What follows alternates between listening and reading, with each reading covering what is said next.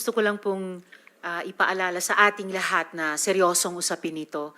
At tiwala ako sa chair ng subcom na seryoso tayo dito.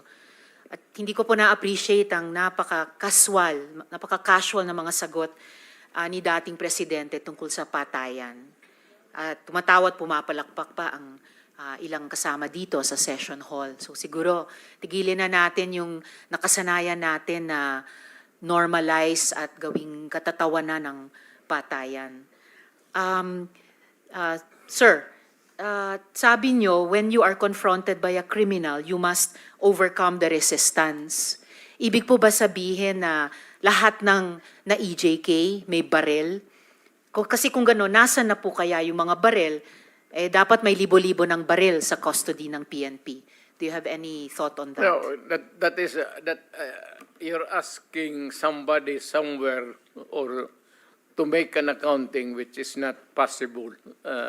That your question cannot be answered here. All right, sir. So, but I think it can be questioned kung hindi nyo kayang i-address, itatanong po namin sa PNP. Sabi nyo rin po kanina, you take full legal responsibility for the consequences of the drug war. Yes. Kanina rin, opo, Yes. kanina rin sabi nyo maraming mali. No? So, halimbawa, si Kian de los Santos, menor de edad, hindi armado, nagmamakaawa, pero pinatay ng mga pulis sa drug war. Oh. Do you take responsibility for the death of Kian de los Santos?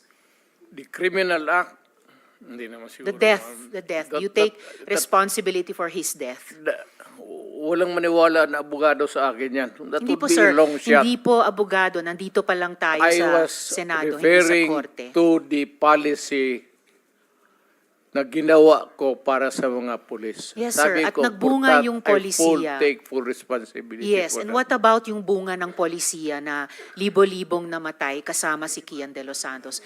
Do you also take full responsibility for that? Because in October 2020, na-quote po kayo na sinabi nyo, if there's killing there, I'm saying I'm the one. You can hold me responsible for anything, any death that has occurred in the execution of the drug war. Noong October ulit, October 21, nung 2021 naman, in a Reuters interview, kinwote kayo na sinabing, if there is any person who is going to prison, it would be me. I assume full responsibility. So, do you assume responsibility for the death of Kian de los Santos, Mr. No. Chair? No.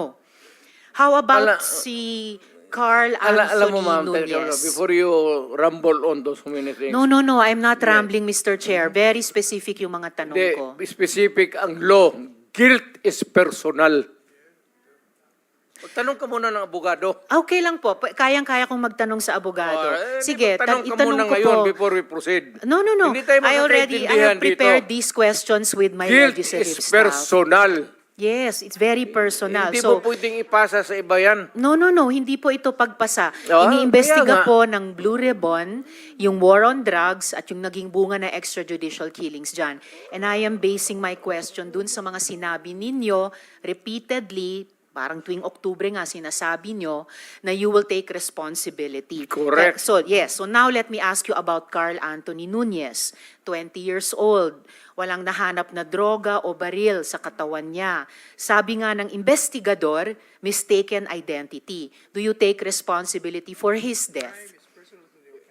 You know, ma'am, can I ask for a recess of just a It's few all right, minutes? Mr. Chair. Yes. Hearing is suspended.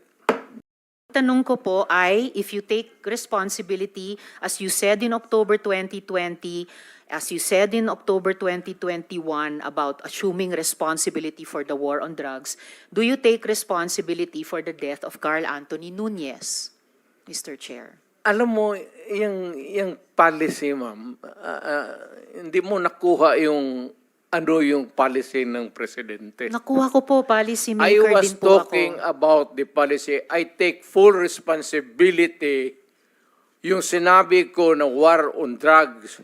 You said, Pero sir, kung you can hold me responsible for any death. specific crime, Yes, sir. You spoke hindi about pwede yan. you spoke about At specific saka, crimes. kung sabihin ko, I will take full responsibility, magdating tayo sa korte, hindi naman tatanggapin yan.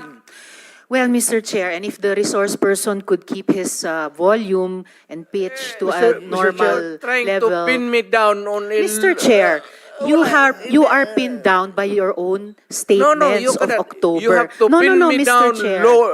I'm not trying to pin Mr. you down lawfully. on The air. exchanges are no longer productive. Mr. The hearing Chair. is Do not pin me suspended. down on semantics. Okay.